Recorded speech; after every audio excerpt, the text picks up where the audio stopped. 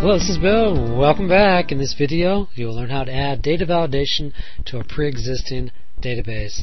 The database that we'll be working on is a small imaginary clinic. It's broken down into two tables.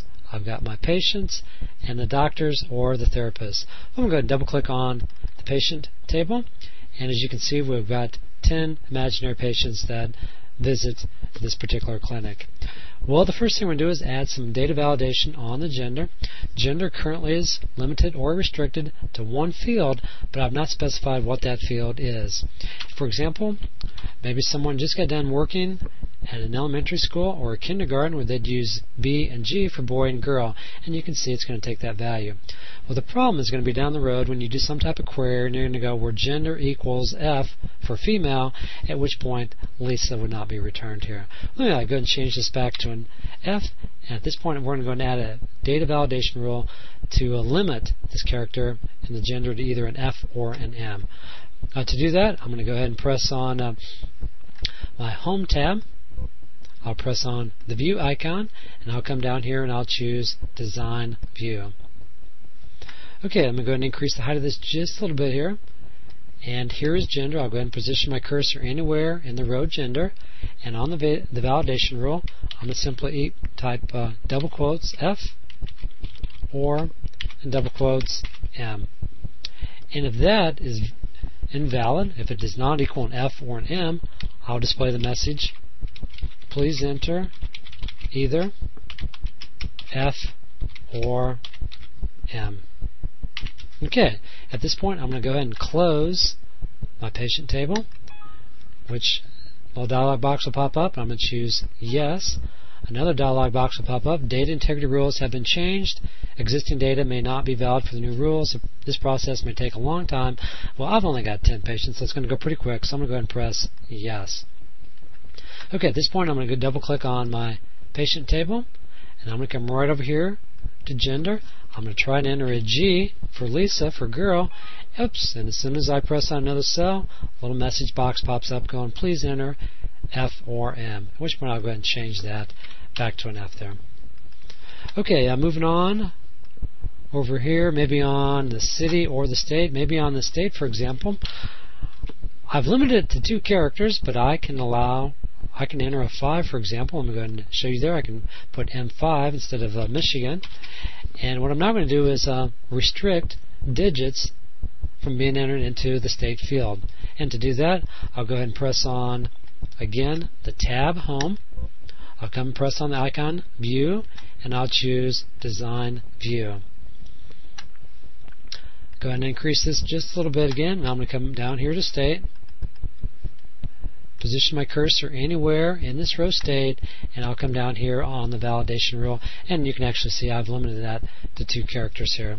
All I'm going to do is go in string, parentheses, square bracket, state, square bracket, comma, the character I'm not going to allow, for example the 5, and equals 0. And if, for example, I wanted to add disallow 6, I could simply put an and here and type all that information I've just got done typing, except for in the 5 I could put a 6 or some other character there.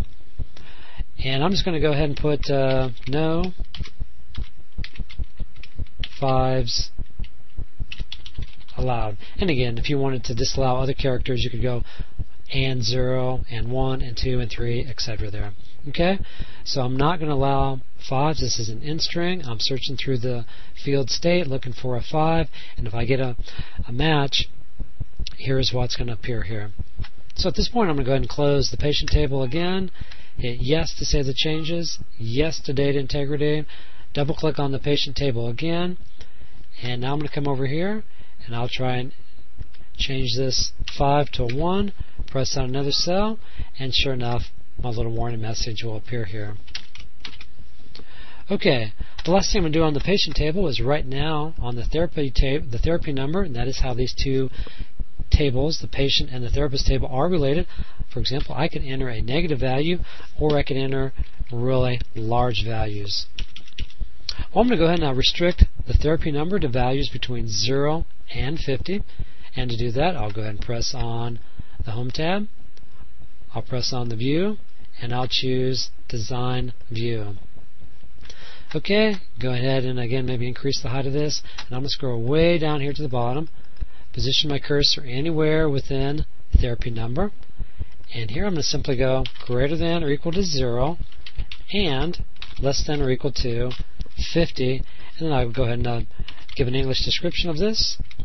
Please enter a value between 0 and 50.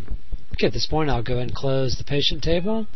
Yes to save the changes. Yes to data integrity. Double click on the patient table again. And I'll come over here to the right. And at this point I'll try and enter a negative value. Put a -5 in there. Press on another cell. And sure enough, a little warning message pops up disallowing that value there. So I'll go ahead and press OK, and I'll remove that negative sign there. Okay, at this point I'm going to go ahead and close the patient table, and I'll go ahead and double click on the therapist table. Okay, right now at the very right over here we've got a start date and an end date. And right now the way it's set up, I could go ahead and put a end date which is less than the start date. So the person started working in 1996 and they stopped working in 1994. And I'm going to go ahead and disallow that type of operation here. So I'm going to go ahead and put a date larger than 1996 here. Okay, to add this validation, I'm going to come up here, press on the Home tab again, press on the View, and I'll choose Design View. Okay, if I want to add a data validation rule between two fields in the same table, rather than just coming down here and adding a validation rule, I'm going to have to press on the tab Design, and I'm going to choose Property Sheet, and over here is where I'll add the validation rule. And I'm going to simply say square bracket, my end date must be greater than or equal to square bracket, the start date. Then an English description saying the same thing. End date must be greater than or equal to start date. Okay, I'm going to go ahead and close the property sheet, close the therapist table. Yes, save changes. Yes to data integrity. Double click on the therapist. Scroll over here to the right, and I'll now try to change this from 1998 to 1994. Press on one of these other cells, and sure enough, a warning message will pop up saying my end date must be greater than or equal to the start date, at which point I'll change this back to 1998 there. Okay, well in this video you learned a lot of rules here on data validation. Hopefully you enjoyed the video. Now I'll catch you in the next one. Thank you. Bye.